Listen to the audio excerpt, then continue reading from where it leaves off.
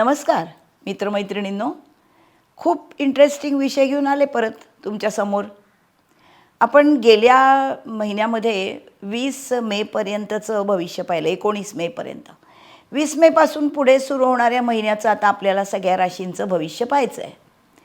तुम्हा सर्वांना हे माहीत असतं की दर महिन्याला रवी बदलतो, मंगळ, शुक्र, बुध हे सारखे दर महिन्याला बदलत असतात।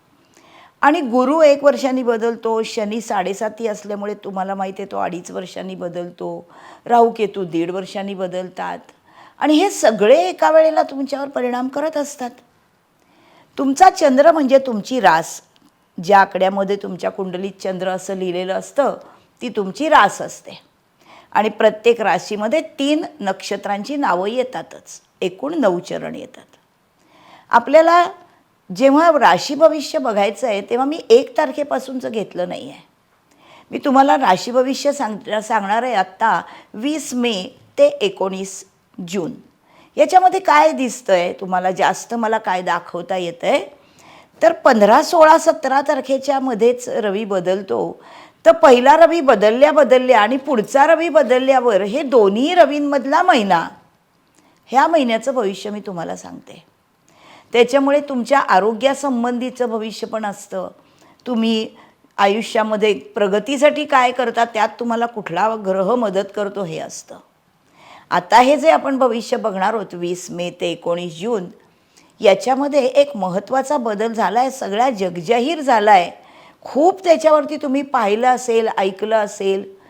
1 जूनला गुरु आहे हा बदलून कर्क राशीमध्ये जातोय, चंद्राच्या त्याच्या मित्राच्या राशीमध्ये जातोय आणि त्याच्यामुळे या महिन्याभराच्या भविष्यामध्ये 20 मे ते 1 जूनच्या 10 दिवसानंतर या गुरुच्या साथीनी पण तुमच्या आयुष्यामध्ये काय काय घटना घडत आहेत आणि त्याच्यात तुम्हाला काय चांगलं आहे, काय तुमच्या मनासारखं आहे हे आपण बघायचं आहे।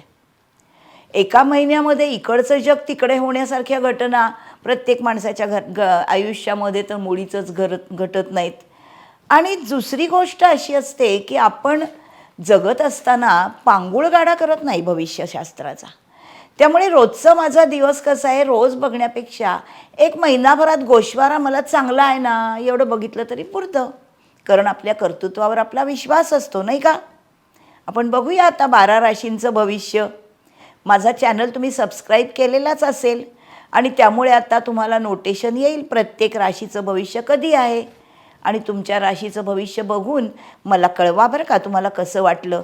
मागच्या महिन्यातल्या भविष्याबद्दल मला अनेकांचे मेल आलेत आणि खूप अभिप्राय आलेत आणि त्याच्यामुळे ह्या वेळेला मी तुम्हाला एक अजून जास्तीची गोष्ट देणार आहे। मी तुम्हाला प्रत्येकासाठी भविष्य सांगत असते आणि शिवाय प्रत्येक नक्षत्रासाठी तो चंद्र कसा आहे, किती दिवसात चांगला आहे हे गेल्या वेळेला मी सांगितलं। या वेळेला अजून ॲडिशन अशी आहे की काय झालं, माझ्या शेजारी राहणाऱ्या एका आजोबांनी मला सांगितलं, भविष्य तू सांगतेस हे चांगलं आहे पण हे तुमच्या लोकांसाठी, तुम्ही तरुणांसाठी आहे, आमच्या म्हाताऱ्यांसाठी काय आहे, असं नाही बरं का। म्हणून या वेळेपासून एक ॲडिशन आहे 20 ते 40 लोकांसाठी, स्त्री पुरुषांसाठी जे नुकते कामाला लागलेत, भविष्य त्यांचं शिक्षण संपत आलं आहे अशांसाठी। 40 ते 60 हा वयोगट जे कामामध्ये संपूर्ण आत्ता ॲक्टिव्ह आहेत आणि घेऊ का रिटायरमेंट असा विचार करण्याच्या स्टेजपर्यंत आले त्यांच्यासाठी। आणि 60 नंतर ज्यांच्या आयुष्यामध्ये सगळं मिळवून झालं आहे आणि आता आपण आपल्या आयुष्याचा कसा अर्थ लावायचा आहे, आपण काय मजा करायची आहे, कशा प्रकारे जगायचं आहे हे त्यांनी ठरवायचं आहे, त्यासाठी ही राशी भविष्य त्यांना मदत करणार आहे। चांगली गोष्ट आहे ना, तुमच्या इंटरेस्टची आहे जास्तीची। चला वेळ घालवूयाला नको जास्ती, निघूया पुढच्या प्रवासाला। मित्रमैत्रिणींनो, आता बघूया सिंह राजाची। सिंह राशीची माणसं इंडिपेंडंट असतात, अतिशय रिगल रॉयल वागणं असतं, स्वतःच्या मताप्रमाणे वागतात, अत्यंत स्वतंत्र वृत्तीची असतात आणि दुसऱ्यासाठी काहीही करायला तयार असतात, कारण ती राजा असतात। उद्योजक आणि नोकरदार जे सिंह राशीचे आहेत त्यांच्यासाठी हा महिना कसा आहे बघूया। यांच्याच राशीत केतू आहे, त्यामुळे अतिशय रॉयल पर्सनॅलिटी लोकांना दिसणार आहे। अतिशय समाधानी असाल नोव्हेंबर 2026 पर्यंत तुमच्या राशीमध्येच केतू आहे। 29 मे पासून लाभातला बुध, धंदा व्यवसाय नोकरीत लाभदायक आहे. 15 जूनपासून रवीमुळे सरकारी कामं, मोठ्या संस्थांशी संबंध येऊन त्यांच्याबरोबर कामात तुम्हाला यश मिळणार आहे. गुरु 11वा आहे 1 जूनपर्यंत. तो मित्रपरिवारामधून खूप मौजमजा करणार आहात तुम्ही. 8 जूनपासून दशमेश शुक्र 12वा येतोय, तो शुभ येतोय. गुरुबरोबर त्याच्यातल्या सबकॉन्शियस माइंडमधल्या कल्पनांना रूप देता येईल. पण व्ययेश मंगळ, वरच्या स्तरावरच्या लोकांशी हुज्जत घालू नका, कारण तुम्हाला ती खुमखुमी येते. तुम्हाला दुसऱ्या कोणाच्या हाताखाली जायला आवडत नाही. त्यामुळे हे लक्षात ठेवा की तो 9वा येतोय, त्यामुळे तुम्ही शांत राहा, म्हणजे तुमचे काम रवी बिनबोभाट करून देईल. जास्त ॲग्रेसिव्ह होणं हे फारसं तुमच्या स्वभावाला मानवत पण नाही, कारण तुम्ही राजा आहात. गृहिणींसाठी ही राजाची स्वाभिमानी रास आहे. दुसऱ्यांना मदत करायला हे कायम तयार असतात, पण दुसऱ्याकडे काही मागणं हे यांना जमत नाही, कारण राजा दुसऱ्याकडे मागत नाही. त्यामुळे या गृहिणींना पण दुसरीकडे काही जाऊन मागणं हे जमत नाही. राशीतला केतू हा 1.5 वर्ष त्यांना स्वयंपूर्ण बनवतोय, पण जोडीदाराचा ऑब्सेसिव्हनेस पाहून तुम्हाला जरा त्रास होतोय, कारण तुम्हाला ते अपेक्षित नाही आहे. तुम्ही स्वतः निस्पृह आहात, दुसऱ्याकडनं घेत नाहीत, तर जोडीदारांनी तसंच असावं अशी अपेक्षा असणं चूक नाही. शनी तुमच्या बाहेरच्या कामामध्ये शिस्त तर खूप आणतो, पण शनीला घाई नाही आवडत. त्यामुळे असं वाटतं की हा जरा लेट करतोय कामामध्ये. मैत्रिणींकडून लाभ आहे आणि सरकारी कामामध्ये जरा लक्ष घालाल तर फायदाच फायदा होईल. गुरु 1 जूनपासून 12वा कदाचित पोटाचे मात्र खर्च वाढवणार आहे. पोटासाठी खर्च करावा लागेल. पण शुक्र 12वा जो आहे तो तुम्हाला आध्यात्मिकतेकडे नेणार आहे. तुमच्या सबकॉन्शियस माइंडमधल्या कल्पनांना खतपाणी घालणार आहे. लिखाण करा. विद्यार्थ्यांसाठी यांना अभ्यासामध्ये शॉर्टकट करायचा नाही, हे लक्षात ठेवायचं आहे. मन लावून अभ्यास करा. घरातल्या सुखसोयीत लक्ष घालण्यापेक्षा स्वतःच्या अभ्यासामध्ये झोकून द्या. मंगळ तुम्हाला ॲग्रेसिव्ह बनवेल. शिक्षकांशी तुम्ही वाद घालाल आणि मग स्वतःलाच दोष द्याल. त्यापेक्षा शांत राहा ना जरा. परदेशी जाण्यासाठी 1 जून नंतर दिवस चांगले आहेत, पण नोव्हेंबरपर्यंत थोडा विलंब लागेल. परदेशी जाऊ शकताय. 20 ते 40 या स्त्री पुरुषांना स्वतःच्या कामाचं समाधान मिळेल. त्यामुळे मित्रपरिवारामध्ये त्यांचा दबदबा राहील.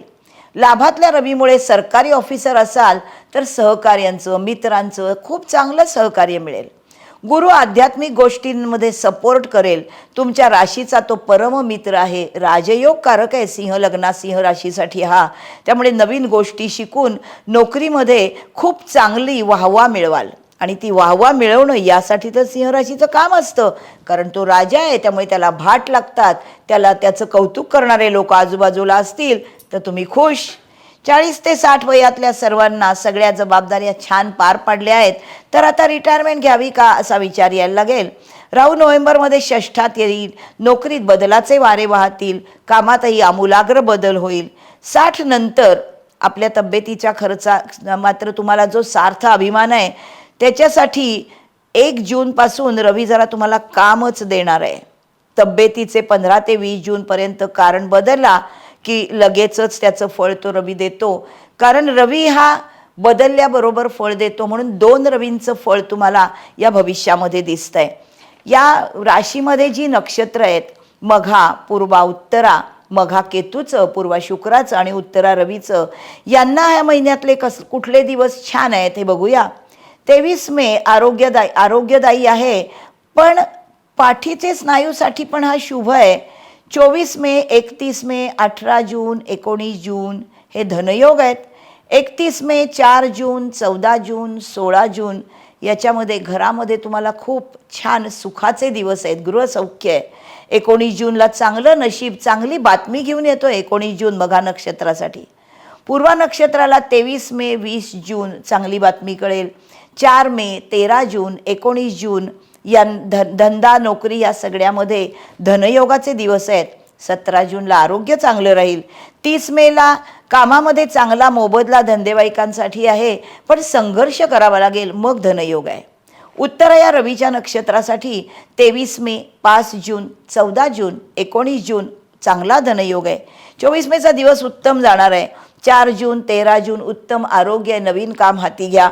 27 मे 16 जून गृहसौख्याचे दिवस आहेत. 18 जूनला जरा संघर्ष करून पण फळ चांगलंच मिळणार आहे. एकूण सिंह रास राजाची असल्यामुळे काहीतरी एवढंसं वाईट झालं की तोंड पाडून बसणारी रासच नाही. अतिशय उत्तम जीवनशक्ती असणारी रास आहे. त्यामुळे छानच जाणार दिवस तुम्हाला. बरोबर आहे ना? बघा कसं वाटतंय तुम्हाला भविष्य. मला रिप्लाय त्याच्यावरती द्या आणि पुढच्या राशीकडे जाऊया. तोवर माझा चॅनल सबस्क्राईब करायला विसरू नका. परत भेटूया. Bye bye.